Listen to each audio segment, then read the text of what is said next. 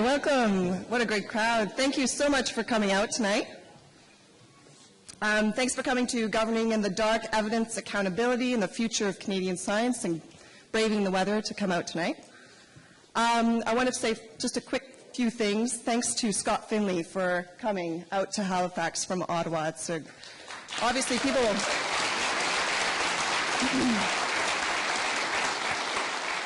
There's an appetite for this type of discussion. And events like these don't happen on their own. Thank you very much for support from Canadian Centre for Ethics and Public Affairs, Evidence for Democracy, what Scott is part of as well, Department of Physics and Atmospheric Science at Dalhousie University, and Situating Science. I'm Emily Tector. I'm the project coordinator for Situating Science. This is a national networking and partnership building project funded by the Social Sciences and Humanities Research Council of Canada. We promote communication and collaboration among humanists and social scientists that are engaged in the study of science and technology, connecting folks via workshops, conferences, lecture series, summer schools, and more across the country and internationally. We have dozens of videos, publications, podcasts, blogs, hundreds of events available on our website and YouTube channel, so check that out, and live streams as well. It is situsci.ca, Google Situating Science, or situsci.ca. We are joined by other folks virtually tonight via live stream, so hello to them. There is a reception, I should mention this, a very important information, reception afterwards. So this would be just outside the doors in the main hall area. It's a good opportunity to linger and network and maybe speak with a couple of us and Scott himself. This event marks part 3 of the Lives of Evidence National Lecture Series, which examines the cultural, ethical, political, and scientific role of evidence in our world. So far, we had renowned bioethicist Carl Elliott speak on psychiatric research abuse, which we will post online shortly. And before that, Cindy Patton on inventing the crystal meth HIV connection, now available on our YouTube channel. After Scott, we have Jim Brown coming. He's a Canadian philosopher of science who will speak on patents, progress, and commercialized medicine at King's, Thursday, March 20th. Then you'll be able to still watch the rest of the series live online from the comfort of your home.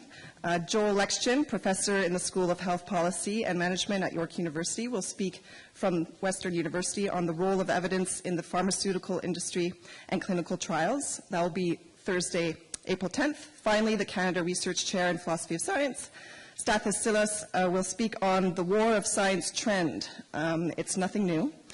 In Ottawa, April 10th, then Toronto, April 16th.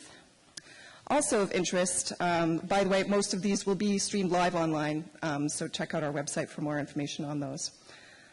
Also of interest, locally here tomorrow night at SMU, there at 6:30 in the Sobey building, there's a public forum on science communication and stereotypes.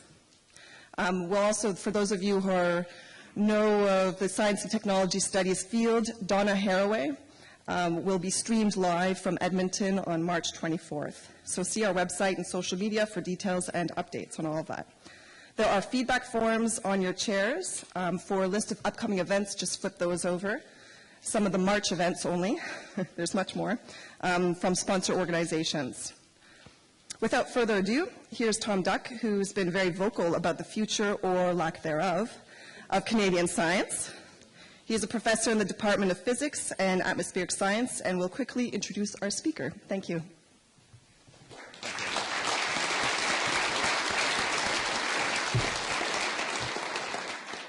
Well, thank you for all attending tonight.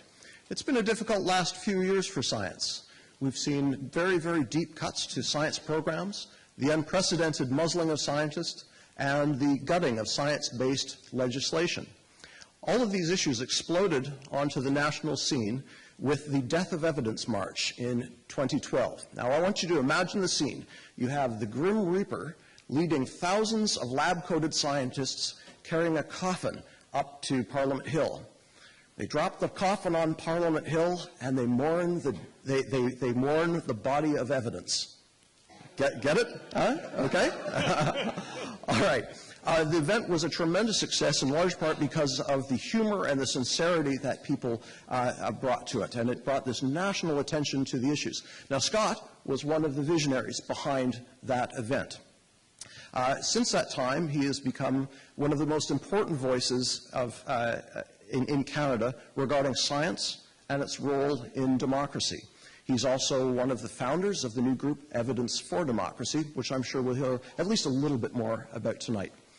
So with that being said, would you please all help me welcome our speaker, Scott Finley, professor from the University of Ottawa.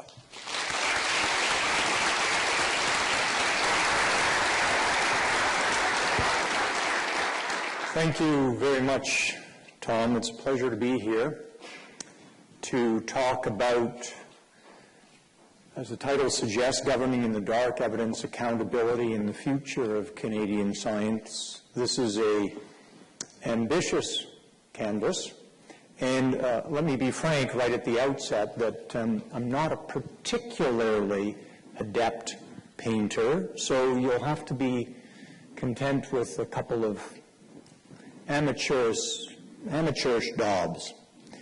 But let me begin by putting a couple of cards on the table. The first card I'd like to put on the table is the science card. I'm a scientist, and I'm a scientist for three reasons. The first reason is admittedly selfish. Science is a hugely seductive intellectual exercise. The eureka moment in science is intellectually orgasmic. I have no personal experience with this, by the way. I have it on hearsay from reputable sources. The second reason that I'm a scientist is less organic, but I think it's equally compelling. Just like everyone else, scientists too have values. Values like good health, safe streets, economies that work, good health, healthy environments. These are all values to which scientists cleave. And science might be, as has been mentioned, a mad pursuit, but it's actually a pursuit of the knowledge that's required to sustain these values. And we can't lose sight of this. Science is an exercise in building the knowledge required to ultimately sustain the values about which we care. The third reason, though, that I'm a scientist is actually the most important reason, and it's an attitudinal reason. Science should teach us to be skeptical. And particularly, or in addition to being skeptical about things, we should be skeptical about our science. It teaches us to ask, what is the evidence supporting that claim, or in the vernacular of science, that hypothesis? For scientists, talk is of little consequence. What matters is evidence. Let me put another card on the table. I believe in science-informed decision-making. In fact, so do all of you. Every conscious action you take is based in part on expectations about the consequences of that action. Those expectations, in science, we call predictions. In science, predictions are simply what we expect to happen in a particular experiment if our explanation is true.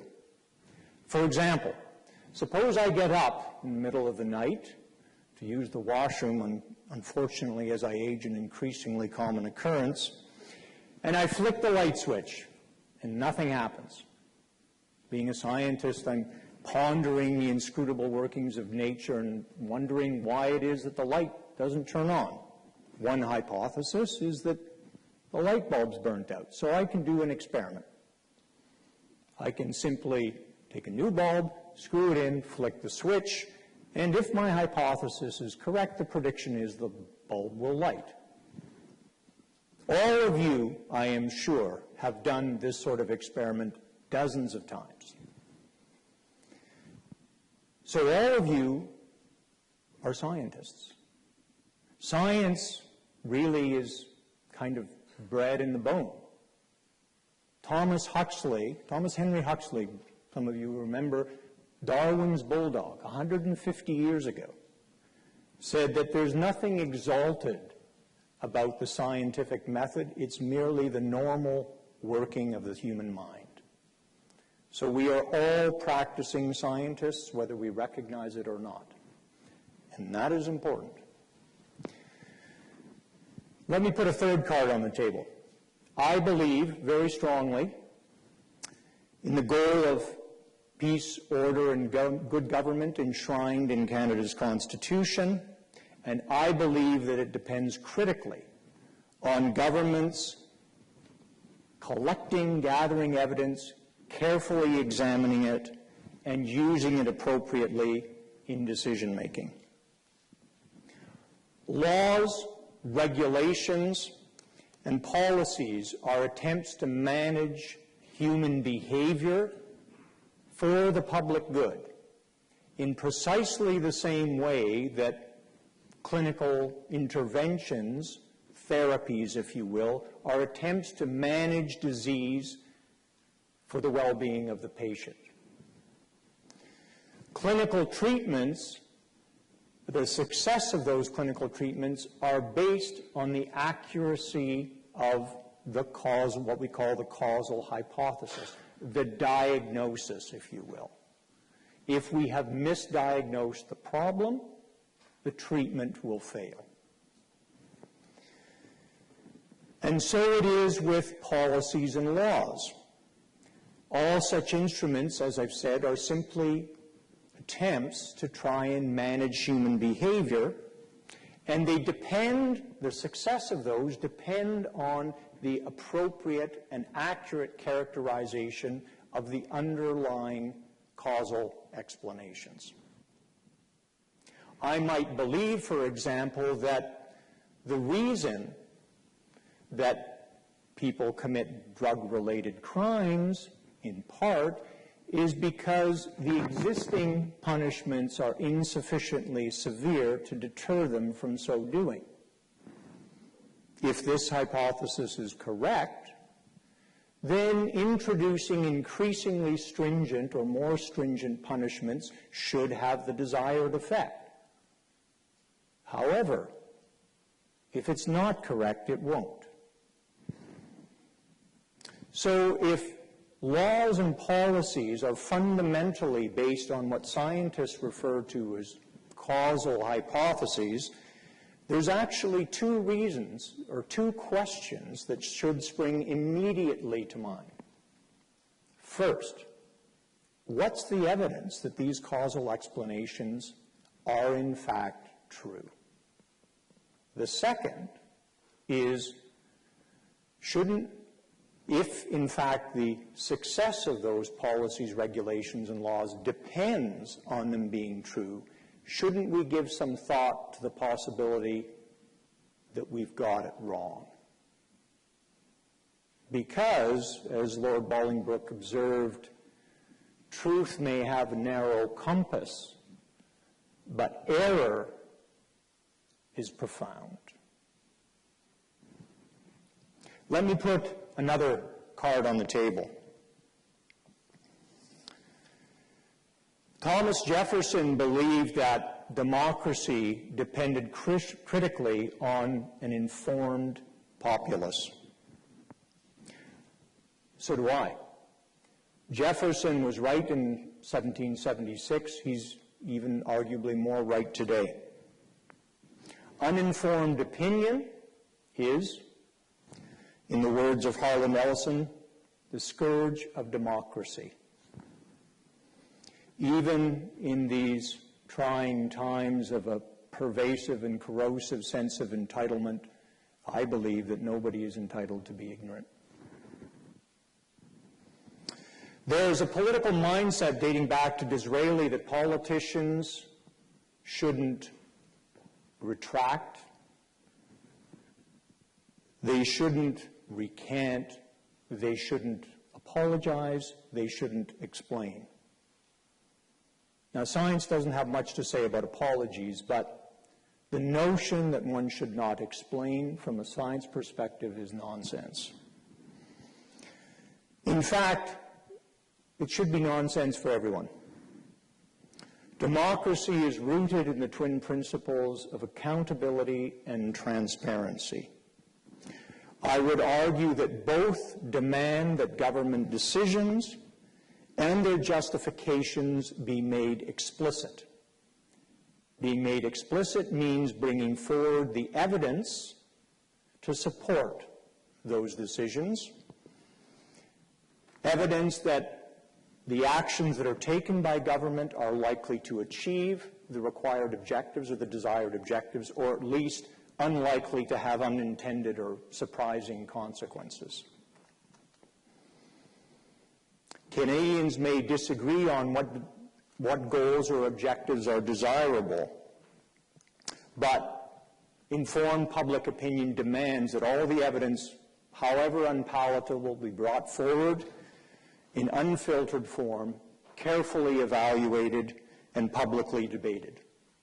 To do otherwise breeds credulity. And that way, as William Kingdom noted, savagery lies, if not madness.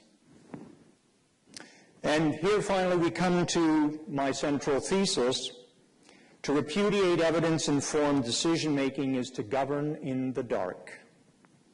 Indeed, there are two darknesses, that of the governed and that of the governors. Those who would govern without being appropriately informed by evidence have perhaps some sort of sense or sensibility by which they can feel their way along a path. Maybe it's an ideological path. Maybe it's a political path. Whatever path it is, if evidence-informed decision-making has been repudiated, it's not a path illuminated by the light of evidence. What about the governed? If they don't possess that same sense or sensibility, how are they to follow the path? What if they don't possess that? If they do, they can follow the path. But if they don't possess it, what are they to do? These poor unfortunate, these ideologically or politically challenged, they are like the proverbial blind man in the dark room looking for a black cat that isn't there. If they want to move, they can do so only by clutching at the hands or maybe the hems of those who would govern. They cannot see what path they tread. They know not whither it lies. To move is an act of blind faith. Here then is the final card that I will lay down tonight. It is the trust card, but not the blind trust card. Blind faith in government is not only unscientific, it's dangerous. We know, we've seen this movie before, many times during the course of human history, and it's never had a happy ending. What precisely is the trust card and why is it so important? I'm going to put that aside for a little while because I want to return to this issue of evidence and science. Many of us in the scientific community and elsewhere are concerned by what appears to be a retreat, maybe even a flight, from the use of evidence in evidence-informed decision-making by governments. This trend goes hand in hand with what appears to be a decreasing investment in what has been characterized as public interest science, science in the public interest. This in an institution which is not only one of the principal engines of social progress, but I and many other people believe is the taproot of enlightened democracy. What's the evidence for declining public interest science. Well, let's begin with the science done by government. Science capacity is crucial if governments are to discharge their fiduciary, their statutory or their regulatory responsibility.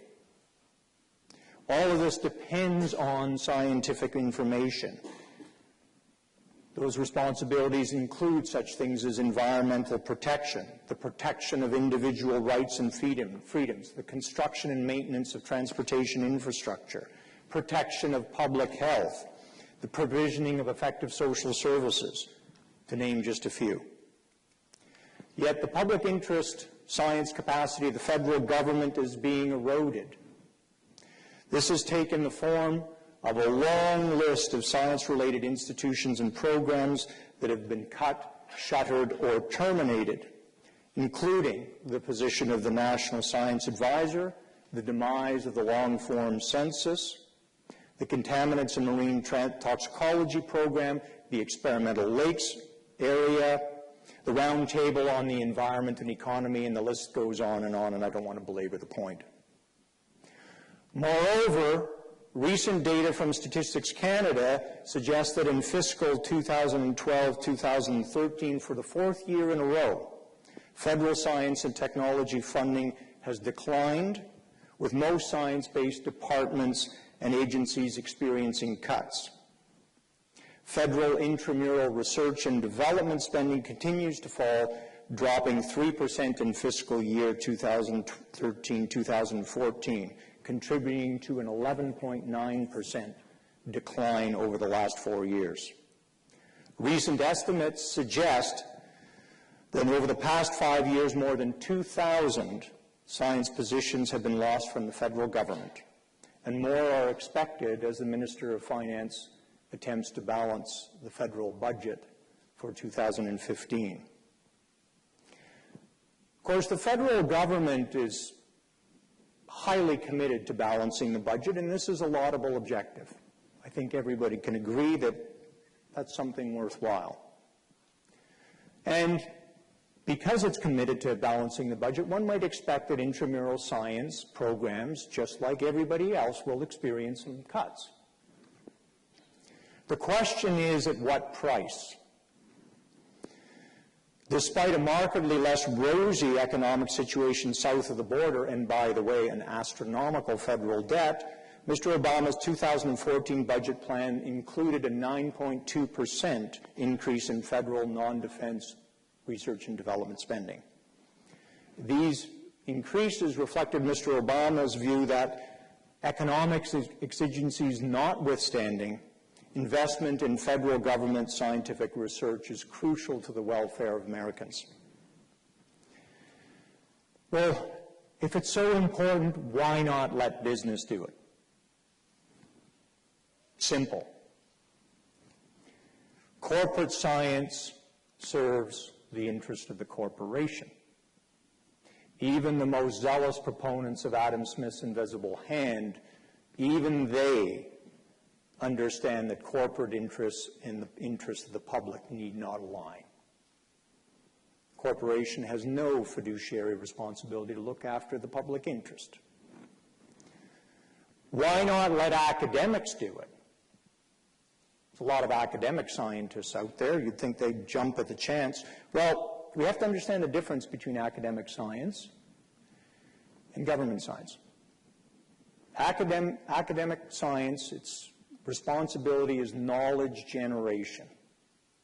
Government science is supposed to inform programs, policies, regulations, and laws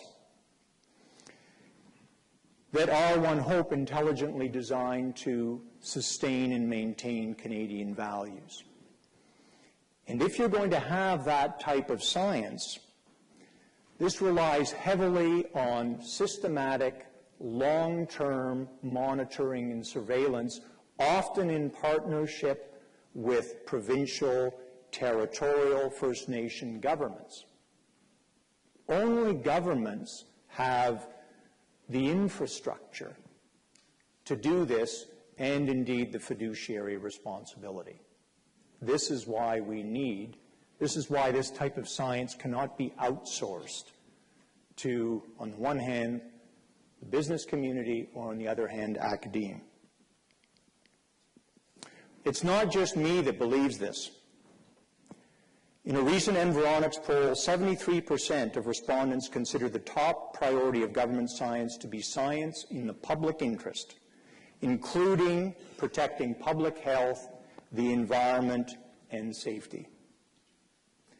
There are other worrisome trends.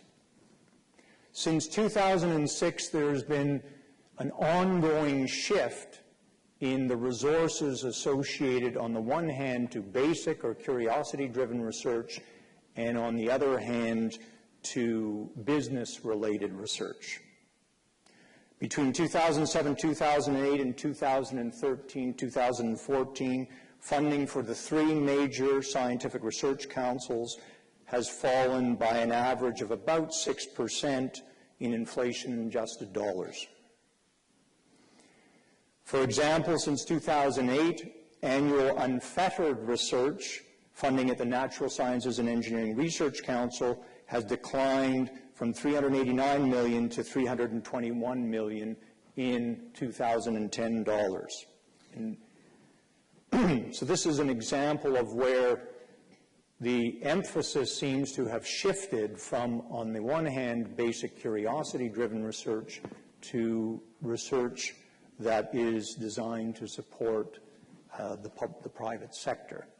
Now, I think it's important to bear in mind that, of course, one needs both types of research. In fact, the whole spectrum of research along the research the ecosystem spectrum.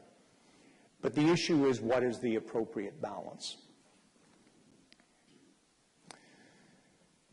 The concerns voiced by the scientific community about the emphasis on research, on basic research versus business-related research, I think, have been heard. If you look at Economic Action Plan 2014, it includes an apparently untargeted $46 million for the three major research councils, representing an increase of about 1.7%.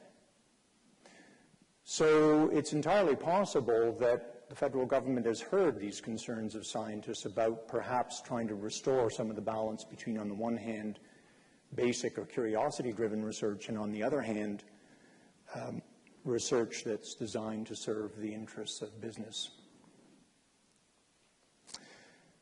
There's a sentiment in some quarters that basic research amounts to indulging the curiosity of scientists on the public dime. But consider this: the modern-day laser is the combination of decades of work that began in 1917 with Albert Einstein doing basic research. First working laser we had in about 1960, with bona fide commercial application not happening until the mid-1970s.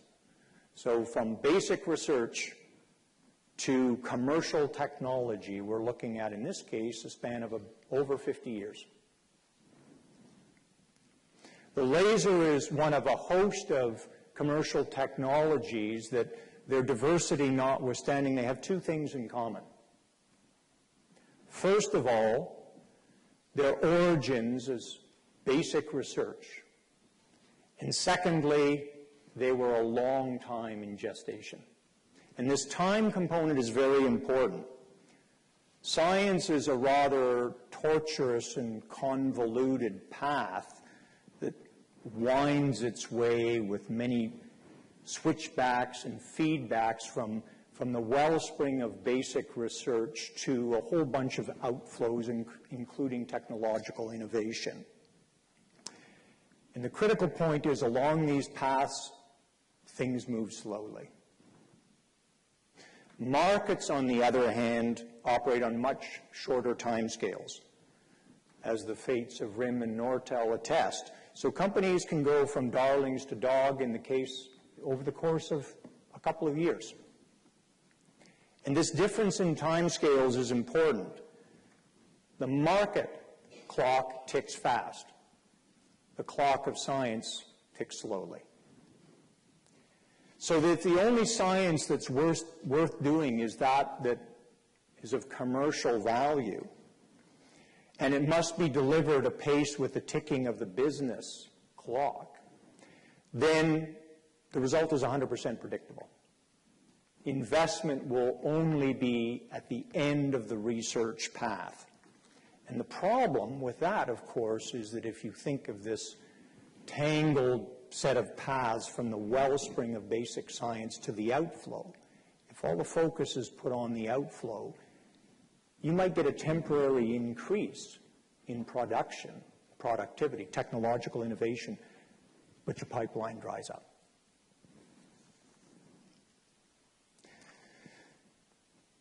What's our most valuable natural resource? Oil, fish, timber, water, people, creativity and imagination. That's our most valuable natural resource. And creativity and imagination come from curiosity. The natural world is the natural focus of the inquiring mind. And to my mind, this is the real value of basic research. Curiosity-driven research. To stimulate creativity and imagination and to fire it, to temper it in the crucible of the scientific method, to give it rigor, a rigorous construct. That's the real value of basic research. And that's something that one doesn't hear in the public discourse about the relative advantages of basic research, curiosity-driven research versus business-oriented research or research concerned with commercialization. If science is to serve the public interest, it must not only be conducted, but it must be communicated. Last November, the Professional Institute of the Public Service released the first results of a survey of more than 15,000 government scientists seeking information on, among other things, the communication and dissemination of government science. Its report, entitled The Big Chill, reported that 90% of the over 4,000 survey respondents felt that they were prevented from speaking publicly about their scientific work. And more than one-third reported having been prevented from responding to questions from the public, the media, over the last 5 years. I would say that this is worrisome.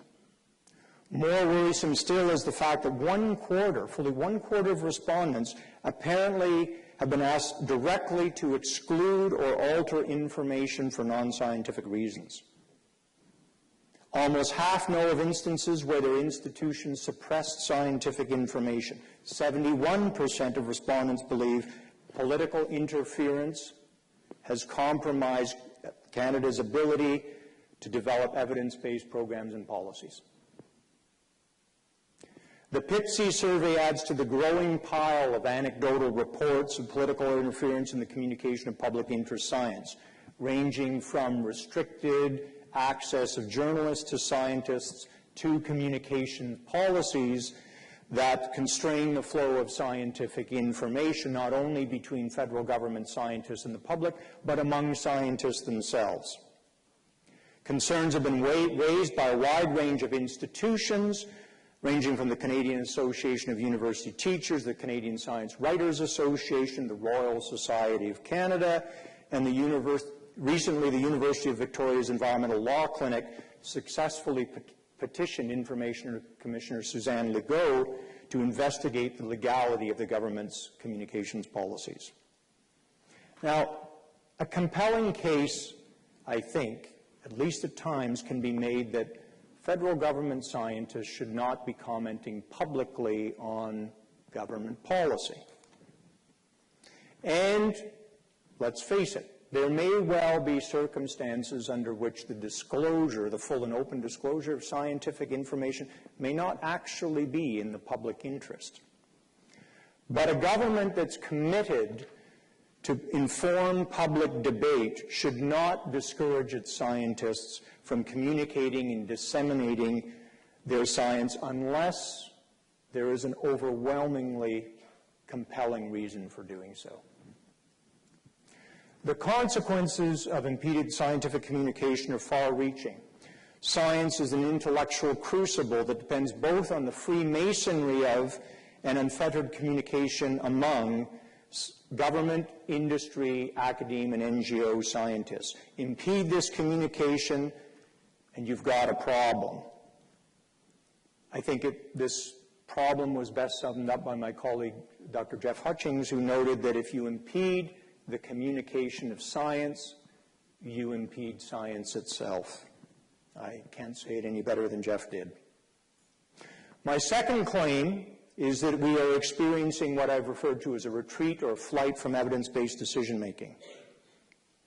As is the case with the shuttering of public institutions and the closing of government research programs, the evidence is, there's a growing body of evidence. But let me just highlight a couple just to give you sort of a flavor.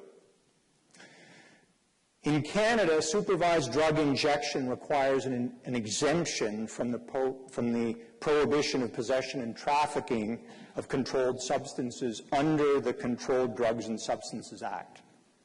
The Act provides for exemption in the discretion of the Minister of Health for medical and scientific purposes.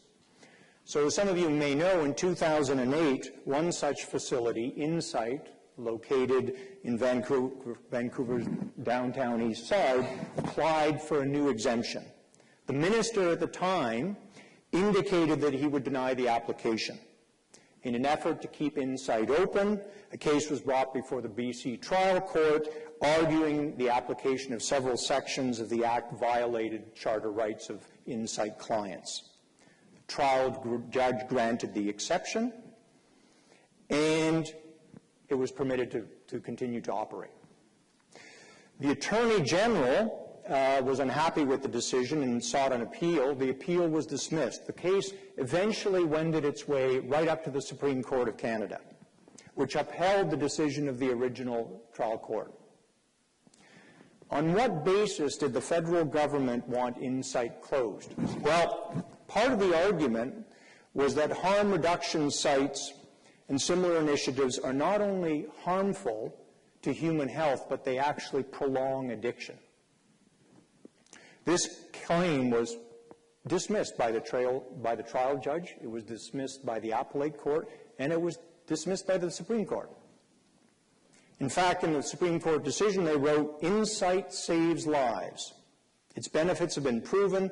There has been no discernible negative impact on the public safety and health objectives of Canada during its 8 years of operation." Consider now the case of the mandatory long-form national census. The rationale provided by Minister Clement was that it was too intrusive. He also suggested that the data from a voluntary national household survey would be an adequate substitute. When he made this suggestion, there was a firestorm from the professional public survey community, professional science, survey science community. And it was relentless, it was implacable. In their view, not only was there no evidence to support this contention, there was compelling evidence the other way. And it was here that Mr. Clement made a tactical error. In a Globe and Mail article, he intimated that he had got this advice about the substitutability of the National Household Survey for the long-form census from Stats Canada itself. Stats Canada had done no such thing. And indeed, it was the intimation that Stats Canada had done that led to the resignation of Dr. Munir Sheikh, the chief statistician at Stats Canada. In his resignation letter, he explicitly repudiated this claim that the National Household Survey was a viable substitute. And indeed, there are problems. A bunch of the information from the National Household Survey has been withheld by Stats Canada because of concerns over data reliability. Let me conclude with a third example from the natural sciences. As part of the massive omnibus bill of 2012, the Fisheries Act was amended such that the habitat provisions now were specified fish species of commercial, recreational, or aboriginal, contributing to aboriginal fisheries and other species that supported those fisheries. In particular, the amendments removed prohibitions on alteration of habitat, and the protection provisions of the new amended statute simply required demonstration of serious harm. So this flew in the face of a large body of scientific evidence about the importance of habitat alteration on fisheries and fish species communities and on potential extinction risk associated with those habitat alterations. The question was, why was the Act being so amended? And the rationale that was given was that it was obstructing projects, it was resulting in lengthy delays, and so on and so forth. But an empirical analysis, actually two empirical analyses of the Department of Fisheries and Ocean's own information, could find absolutely no evidence to support this point. So I've provided here some of the evidence, I think, that's consistent with the claims that on the one hand we've seen a decline in federal investment in public interest science, and on the other we've seen a retreat, if perhaps not even a flight, from evidence-based decision-making, or evidence-informed decision-making, let me say. I don't want to belabor the issue. I believe, as do many others, that neither of these trends is in the interests of Canadians. So what might be done? For some time, I and others have believed that we need a national organization that would advocate for public interest science and for the use of evidence in government decision-making. And we now have such an organization, Evidence for Democracy, and that's precisely what Evidence for Democracy is. It's a national, non-partisan organization that advocates for both those things. It's explicitly an advocacy organization. But I believe we need more, and I believe that all of us have something to contribute. My view is that there's a real need for scientists to become vocal advocates for the public interest, for public interest science and for evidence-based decision-making in general. I realize this is difficult. It's not something we are trained to do, and we have some legitimate concerns about it. We have concerns that when we start to become advocates for public interest science, or indeed advocates for anything, we start to enter the world of politics.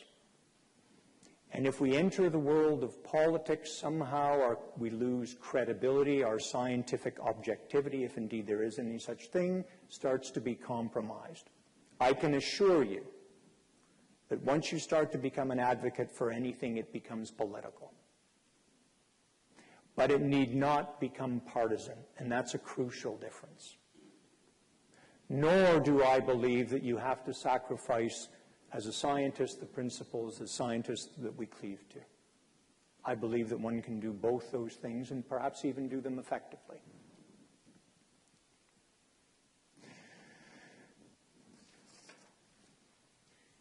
I also believe that for scientists, a little humility is needed. We sometimes think that we know more than we actually do. A number of commentators have made the suggestion that, in fact, science may be coming close to becoming the new religion. And this is problematic in my view. We have to remember that all science is fallible, and fallibility notwithstanding, there are transcendently important issues in Canadian society to which science and scientists really cannot speak with a privileged voice. And it's important as scientists that we recognize that. What can politicians do? 3 things. First, if there are any politicians out there, If you say you're going to do something, then do so. Show us the evidence that has informed these decisions, and please do so on your own volition, rather than in response to yet another access to information request. In handing down his decision in a famous legal case in England in 1923, Lord Hewart observed that it is of fundamental importance that justice should not only be done, but should manifestly and undoubtedly be seen to be done. The same principle applies to evidence-informed decision-making. If one commits to doing it, one also commits to ensuring that one demonstrates that one has in fact done it. Why? Because a sine qua non of science is the full and open disclosure of scientific information so that we can have constructive and rigorous scientific debate about the nature of that evidence. Now, it's interesting. Following the Death of Evidence rally in 2012, I noticed a real upswing in communications from the federal government and speaking notes in the use of things like evidence and science. Less than a month later, after the Death of Evidence rally, in responding to questions about the Northern Gateway pipeline, the Prime Minister asserted that the only way that governments can handle controversial projects of this manner is to ensure that they are evaluated on an independent basis scientifically and not simply on political criteria. Several months later, again as part of the 2012 Omnibus Bill, the government amended the Navigable Waters Protection Act so that only projects potentially affecting a select set of water bodies would be subject to federal review. How was the list of designated water bodies determined? According to Transport Minister Denis Labelle, this is science talking, and we will continue working that way. In March 2013, Minister of Natural Resources Joe Oliver advanced the view that President Obama is, on Keystone XL at least, driven by facts, adding, and that's what drives us as well. But saying it so, I think everybody knows, doesn't make it so. So I would say to Mr. Harper, Mr. LaBelle, and Mr. Oliver, indeed anyone who claims to be making decisions on the basis of scientific information, show us the evidentiary beef. Second, and I'm referring to the politicians here, show Canadians you are serious by putting in place institutions that sustain and protect public interest science and promote evidence-informed decision-making in government. Here there's a bunch of suggestions that have been made. One is to engage members of the scientific community in trying to elaborate some sort of a system for determining the appropriate allocation of federal monies from all stages, at all stages of the research and development process, right from the investment in basic scientific research to end of pipeline sort of technology commercialization, technology innovation. And as I pointed out in one of my earlier comments, of course one needs the full set of investments. It's a question of getting the balance right. Another is to establish a parliamentary office for science and technology to assist parliamentarians in understanding the scientific information relevant to decision-making and more specifically to exercise some oversight on the use of evidence in decision-making by the federal government. Something rather like this has been recently suggested by Kennedy Stewart, the NDP science and technology critic, in the form of a bill for a parliamentary science officer currently before the House.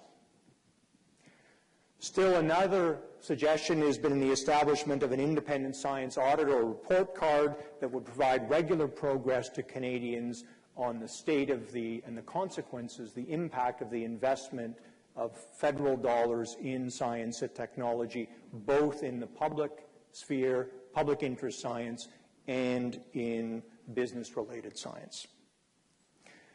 Third, and this is the most important one for the politicians, if there are any of you out there, I really wish you'd stop treating us like we're a bunch of potato heads.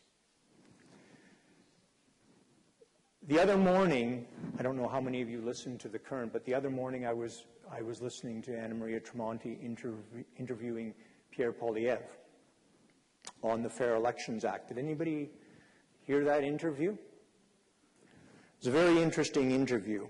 Ms. Tremonti asked the minister why, under the amended act, Elections Canada was no longer going to be able to advertise in an attempt to get out the vote.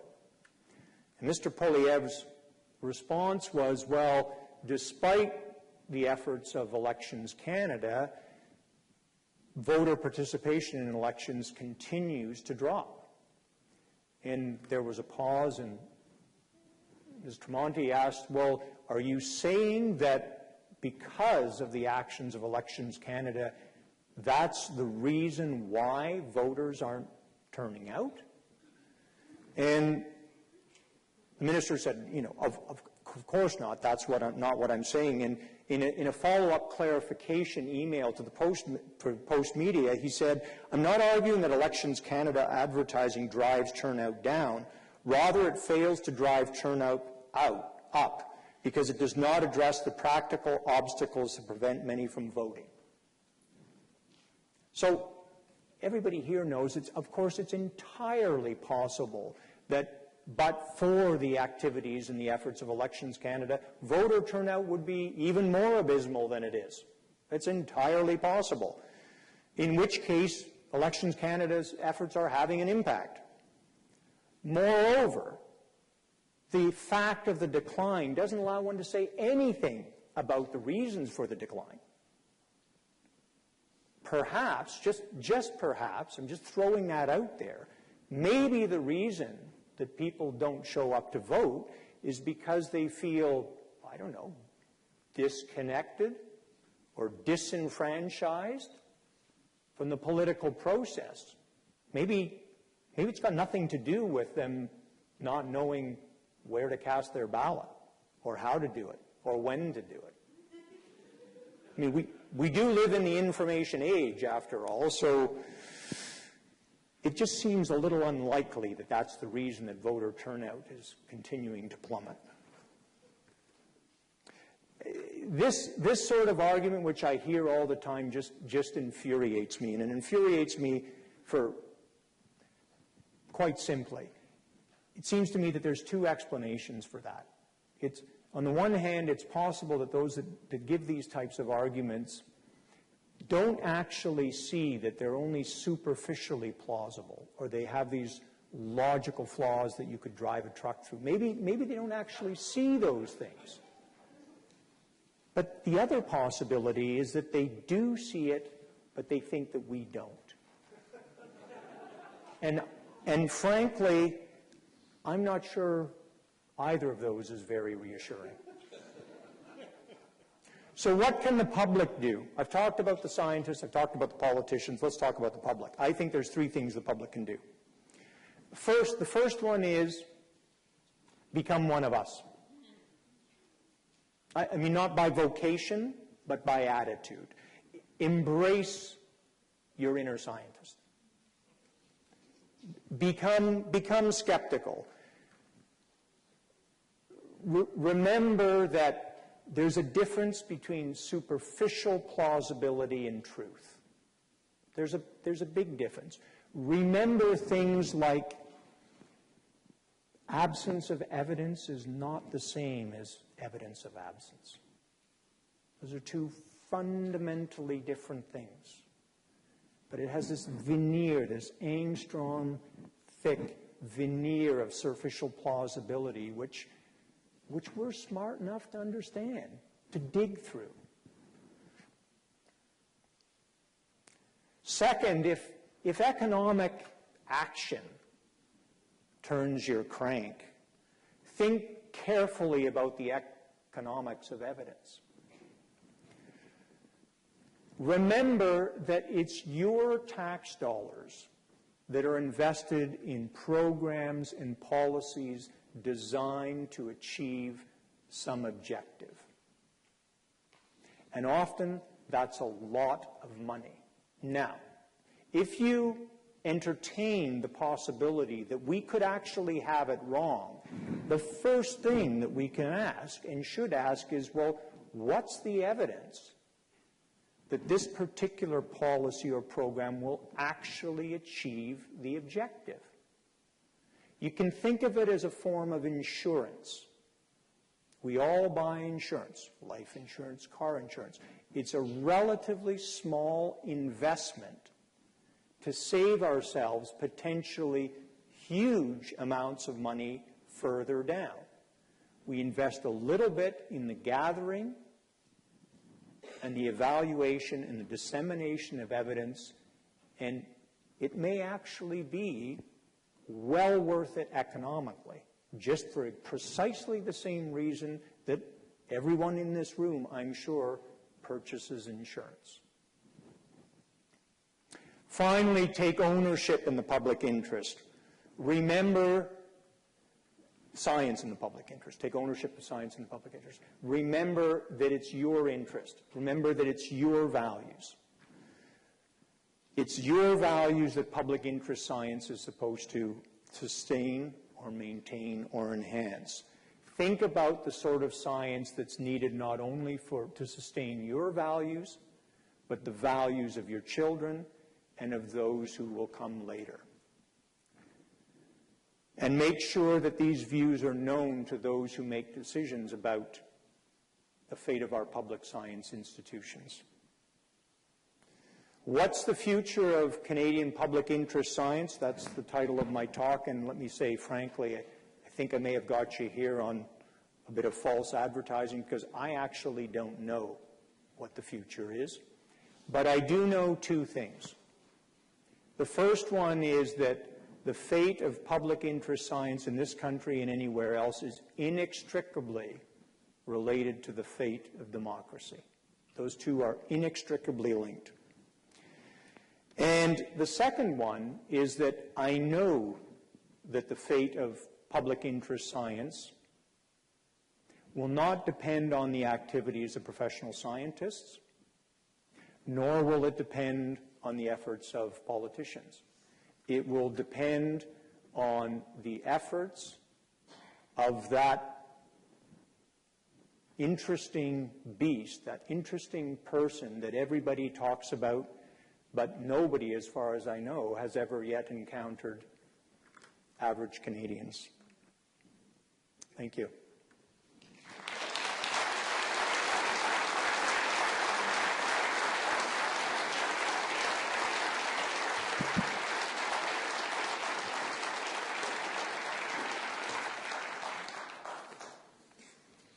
Thank you, Scott. We have time for a Q&A. As you can see, there are two mics set up on the here in the corridors, I guess you'd say, of the hallways of this building. My name is Ian Stewart. By the way, I'm involved in the History of Science program at University of King's College. When Tom and I thought of having Scott come, and we thought about a venue for this for tonight, I had a little bit of effort convincing Tom that we should have it here, because he was afraid that there wouldn't be enough people, but there clearly is enough people, which shows, speaks to the broad concerns of Dr. Finley's talk, the subject matter of his talk. So to get to Q&A, please use one of the two mics, and two rules, please, or one suggestion and one rule. The suggestion is that please state your name, and if you have any affiliation that you want to bring up, please mention that. And secondly, please keep your comment or question brief. We do want to leave time for the reception, which is going to be out there in the atrium area, just to your right as you go out.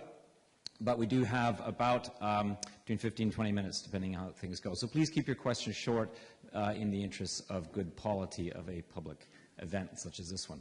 Thank you. So we'll start over here on the left. Professor Worm. Yeah, thanks for the wonderful talk. Quick question. You said this is a political issue. It's not a partisan one. I'm really, to go with your title, in the dark about whether this is something that's rooted in a particular political movement or whether this is something that has been ongoing and creeping up on us for a longer time through various governments and maybe even an undercurrent in Canadian society or maybe even in Western civilization, a disregard for science, underfunding of science. You mentioned the US taking another course, but do you see this as a societal occurrence or more so as something particular to particular governments? I guess I would say that I don't think this is a new phenomenon. I think this has been going on for some time, and that's why I say it's a political phenomenon in some sense, but it's not a partisan one, because we've seen this kind of thing, I think, in other governments, not just the current government. Arguably, it's reached what I hope is its nadir under the current government, but I don't think this is something new. I guess the more interesting, or another question that's equally interesting is, what's the cause of it? Why is it that we seem to be seeing this retreat from evidence-informed decision-making, or this kind of retreat from science in some sense? And I guess I would say that, and it relates to the trust issue, I think that there is a general malaise in society today, and that malaise is a malaise of mistrust. And it's a mistrust for politicians, it's a mistrust for science. And I guess that might be one of the reasons that we have this kind of retreat. And if we want to re-engage with the public as scientists, I think we have to regain their trust. Thank you. Thanks very much. Derek Lynch. I'm a researcher in the agricultural faculty here. I'm actually currently president of the Canadian Society of Agronomists, which includes many federal agricultural researchers as well across the country. And they're very concerned and have participated in that survey you cited about their science and communication being curtailed.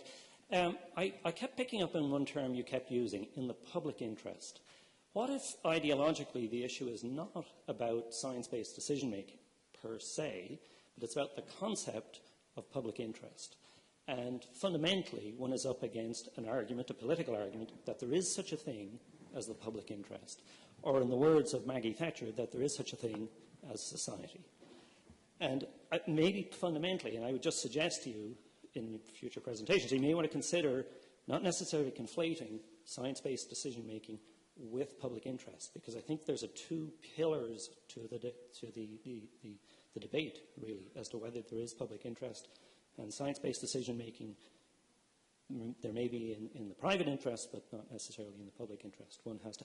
And so my question, I guess, is how does one tackle that issue of whether there is fundamentally a public interest worth gathering evidence for? I guess I would say that maybe the way to define the public interest is to do it by trying to define what it isn't. And I guess I would think one way to think about this is, well, you have a bunch of values to which the public cleaves, and some of those I think I've already articulated: healthy environment, healthy body, healthy mind. It's not clear to me that those things are in the private interest, but it's certainly the case that for many, many people, the vast majority of people, they all have an interest in those kinds of values. They all share those kinds of values. So I guess you might think about defining operationally the public interest as something that's not specifically in the corporate interest. That's not to say that corporate interest and public interest can't overlap. The other point that I would make, and I think you're absolutely right on this, is that there are these two things. There is, on the basis, on the one hand, evidence-informed decision-making from science, and on the other hand, science in the public interest, what we're calling the science in the public interest. And those two things, it seems to me, are to some extent independent of one another. And I think we have to keep the two of them straight. I don't want to get because it's not really my area to get into a discussion of what defines the public interest, but as a naive natural scientist, it seems to me that there are things that are not in the corporate, necessarily in the corporate interest, and that seems to me a reasonable operational definition. Hi, Scott. Thanks very much. That was a great talk. My name's Bob Bailey. I'm the VP academic at Cape Breton University and also an environmental scientist.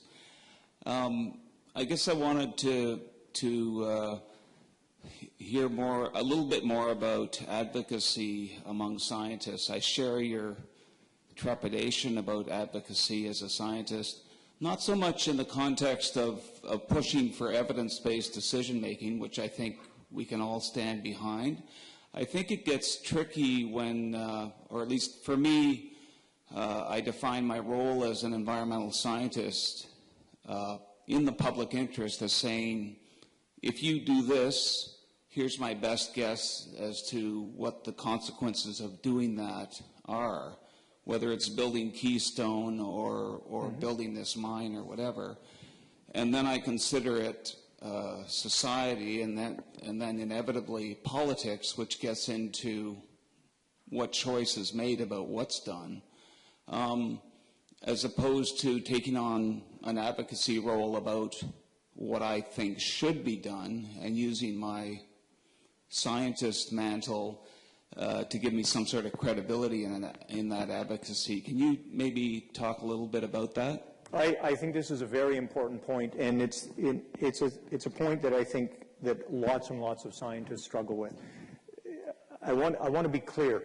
On the one hand, we have sets of values, some of which we share, some of which we don't share, and arguably, one might say that, well, the role of science is once those values have been defined, say, for example, you define consensually a healthy environment in the public interest, then you may go to scientists and say, given that that's a goal that we want consensually to achieve, to work towards, how do we go about it? Give us your best guess as a scientist as to how we go about it. And that's where the advocacy role for evidence-based or evidence-informed decision-making comes in, is as scientists you can say, you have decided that this is something that collectively you want.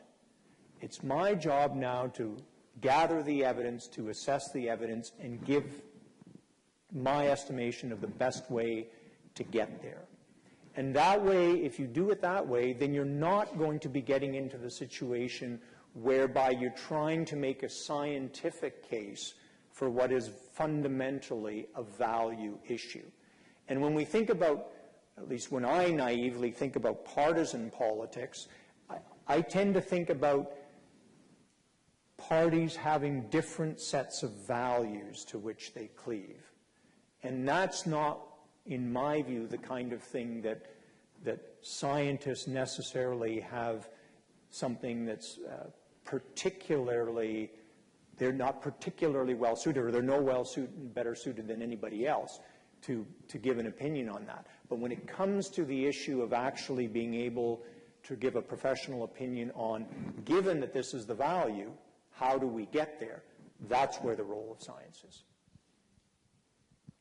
Does that answer the question? Because this is a live-streamed event, that means there are also live-streamed questions. I'm just going to dip into one of them. This is coming from Sean. As an ecologist graduate student, or ecology graduate student, I'm wondering what advice you have for young scientists. How can we direct our careers such that we are contributing to a culture of evidence-based decision-making? Whoa. Well, okay.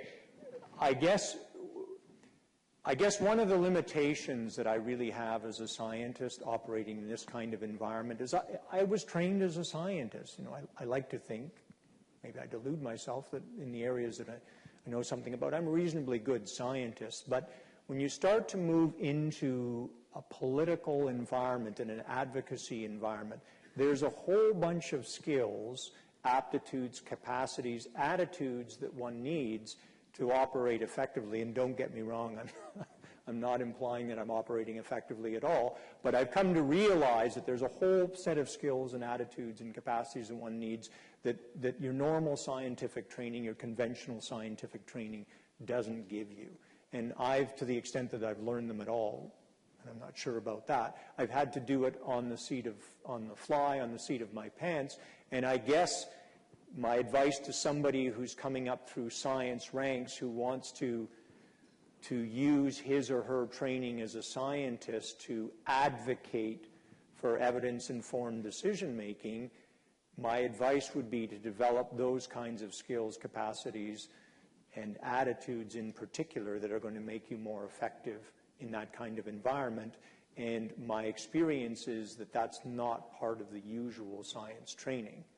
And the parenthetical comment to that, of course, you know where I'm going with this, is that maybe it ought to be. Chris Micah, I wear a number of hats, including as a writer for Rabble and a research associate for the Canadian Centre for Policy Alternatives.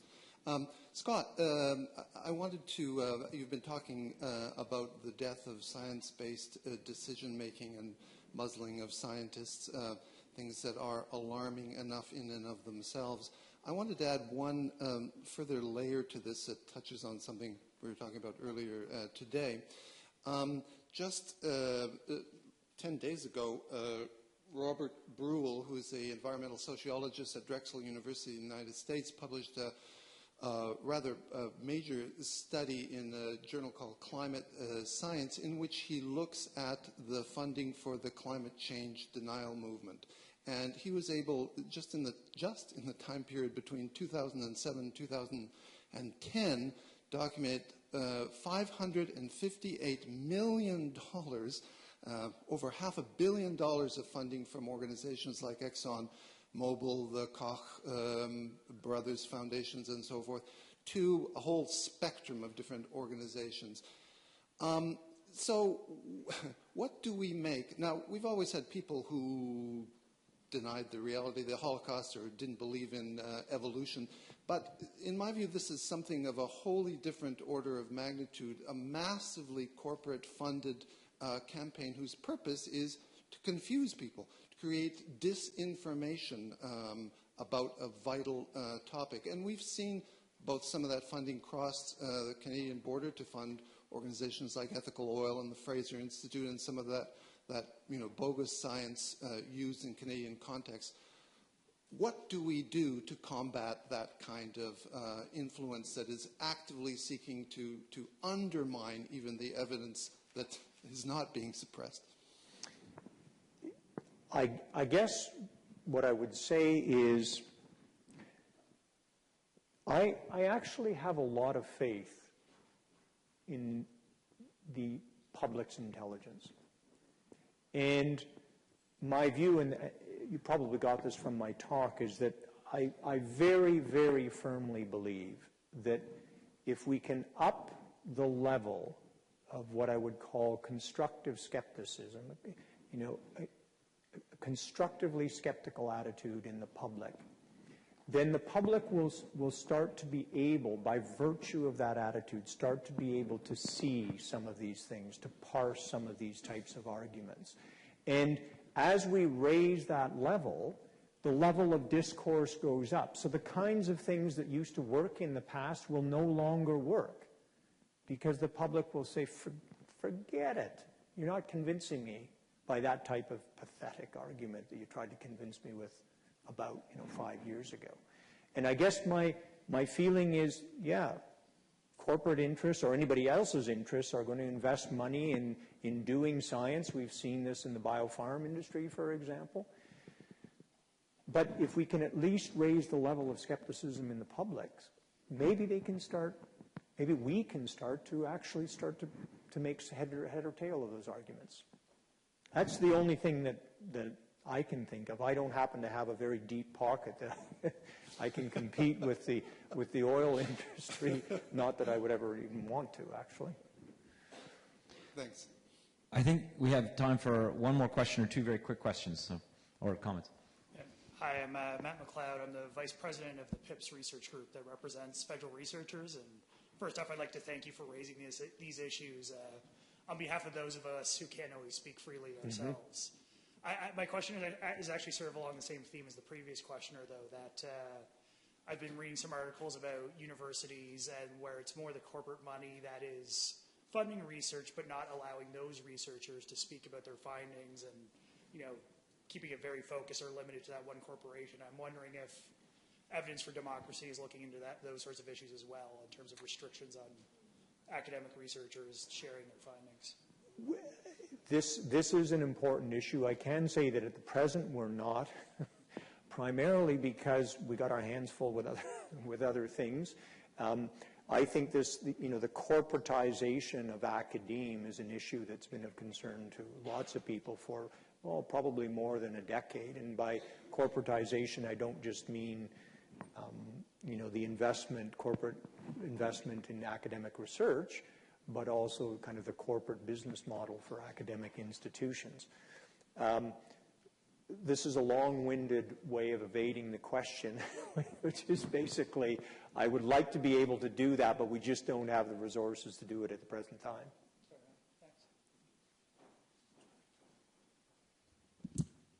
My name is Stuart Lamont. I'm a live lobster exporter. I'm also a member of Coastal Community Advocates. Your recommendation to the public was that we become one of you, embrace your inner scientist. I, for one, am doing my very, very best. Over the last 3 years, I don't think I've missed a single rerun of The Big Bang Theory. On a related point to the previous questioner, there's a certain irony that we're here at Dalhousie University listening to your comments this evening about the death of science-based decision-making, and I applaud you for your efforts, but I did want to talk about the exploitation and potentially the politicization of science within the academic community. This particular university, of which I'm a graduate, has signed a contract with NSERC and Cook Aquaculture to study the benefits of open net pen fish farming in Atlantic Canada. And it is done so under the leadership of a professor in this university who has a known track record of supporting open net pen fish farms. When I raised this apparent conflict of interest with the senior vice president of research in this university, she said this is an issue of academic freedom, that we're entitled to study virtually anything under virtually any circumstances as long as there's some peer review at the end of the process. I'm wondering if you could comment on the distinction between academic freedom and academic integrity within the science realm. Is there a fundamental commitment where academic integrity must trump academic freedom, or am I just a little too idealistic? I guess I'm not sure that needs to be a trumping going on. It seems to me that my view of what academic freedom is that in an academic environment, you want to have the ability of people to pursue a wide range of ideas without fear of retribution. So this is what, to my mind, constitutes academic freedom. Academic integrity, especially as it applies to scientific research, would be, given that you've decided to investigate a particular issue or a problem, that the principles of the scientific method and the impartial evaluation of evidence applies in that context just as it applies in any context. So it seems to me that these are horses of a very, very different color. What it is that you choose to pursue your research on, the subject matter of your research, and the integrity of the methodology that you apply to that pursuit. That's perhaps my naive, but I think kind of a useful characterization of the two. A useful comment, a PS to that, is that enshrined in the idea of scientific integrity is that any clearly non-impartial research can be questioned using the same standards of integrity that Scott's alluding to. So that's, and I'm sure that will happen. A number of students want to ask questions, so I'm going to extend the Q&A for a bit just to allow them, since we are here in a university after all. Please feel free to give your name and make your comment or question briefly. Hello, my name is Juan Carlos, and I'm a student of physics and mathematics here at Dalhousie. And as a fellow scientist, I also share a view for the public outreach of science. And I can assure you that it's also a really good feeling to get an idea out to, for example, somebody else, and just seeing that click, for example, of sharing an idea and seeing them receive it. It's a really good, satisfying feeling. But as a scientist, I feel like I personally don't have a really good ground on politics. So I feel like as a scientist, or as a group of scientists, we are knocking at their door and maybe they're just shooing us away. And I was wondering, how can we implant that in our current education system to teach these politics to younger generations and even scientists today? I think your experience is a pretty universal experience, and this is what I was saying about scientists who want to get into this kind of environment, finding themselves not particularly well equipped to deal effectively in these environments. And I think we're seeing now, and my own institution is an example, where we recognize that this is a problem, and we're trying to develop academic programs that would, for example, start to train scientists. Those are students that have been trained in the natural, physical sciences, biomedical sciences, in the policy world. So they start to understand the policy process, they start to understand the complexities of the policy process, they start to understand, you know, this thing, yes, Scott, but don't you realize, I hear this all the time, don't you realize that decision making is more than just science? Yeah, I get it. It's important that these other things are taken into account, and they should be taken into account. But as scientists, we don't actually have a good feel for those kinds of things. I mean, this is not something that I'm particularly knowledgeable about, but what I can say is I think that there is a recognition among scientists that if we are going to operate in that kind of environment, we have to do a better job of training ourselves. And so we're starting to see programs addressing precisely this lack of expertise. All right. Thank you. Thank you. Hi, my name's Catherine. I'm unfortunately no longer a student. I wish I were. I'm the energy coordinator at the Ecology Action Center. It's a local non-governmental organization. So I want to thank you for your talk. I was so eager to hear you speak. We're not at all talking about the systematic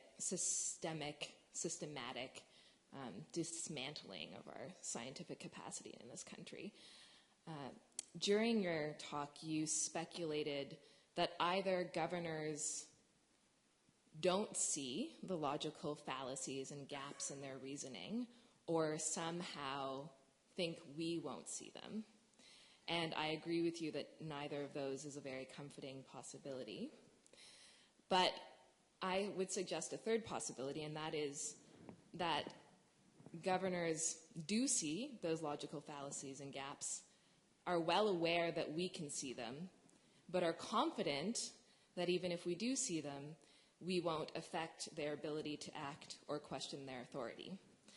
And I wonder what you have to say about that possibility.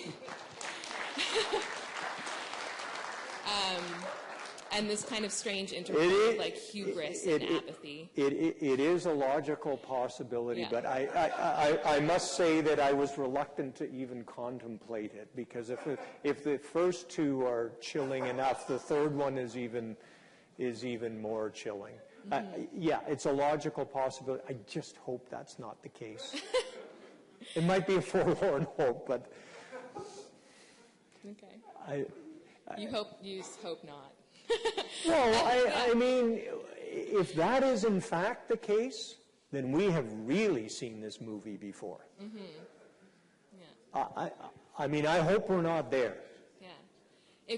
If we are there, how do we break through? Well, if we are there, we got more to worry about than evidence-informed decision-making.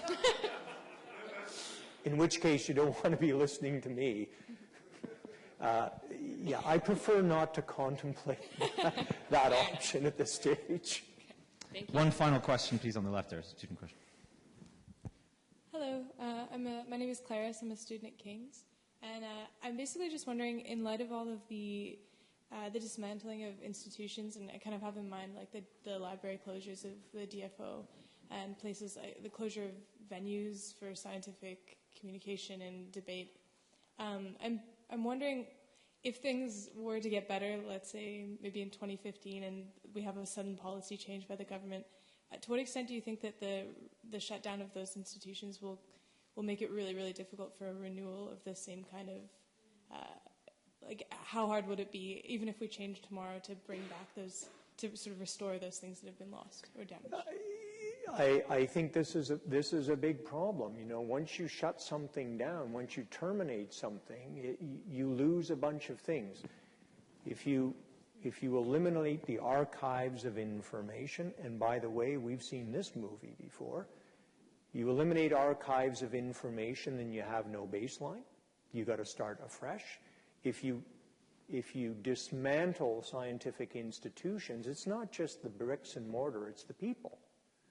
Right? You have this effect of the connections between people, and those intellectual connections are gone. Those are hard to reestablish, very hard to reestablish. But worse, by far, is that, and this is the thing, I must say as an educator in the university, this is the thing that I find so appalling, is that I'm actually starting to hear amongst undergraduate students them saying things like, I'm not going to become a scientist even though I'm interested in it, because nobody is interested in science anymore. I mean, this as a scientist is chilling, because that's a legacy that persists. You know, it's you folks that are the next generation of scientists. And if we are, by the attitude towards science, if we are eviscerating the future scientific community of Canada, this is hugely problematic. I hope that's not the case. But I've actually heard that from some of my undergraduate students. So you shut these things down, there's a legacy effect. Absolutely. Thank you. The question of the role of knowledge in shaping society, governing society, encouraging society is obviously one, if Scott is right, that involves all of us, not just governors, not just elite scientists, but every citizen. The breadth of that reality is clearly reflected in the breadth of the types of folks who are out here tonight, from the university world, from the NGO world. Pleased to recognize the presence of the office of Megan Leslie, MP for Halifax here, and the person of her constituency assistant, Phyllis Larson, and but also people from the general public concerned about this question. So thank you all for coming here, and let's, in the spirit of Scott's talk, let's continue to be concerned about the future of science, broadly conceived as skeptical, critical inquiry. Thank you to the Center for the Canadian Centre for Ethics and Public Affairs, to the Department of Physics and Atmospheric Science, to Evidence for Democracy, and of course to Situating Science for making tonight possible. I remind you that there is a reception going on just outside to the right, up the stairs. And lastly, join me in thanking our speaker, Dr. Scott Finley.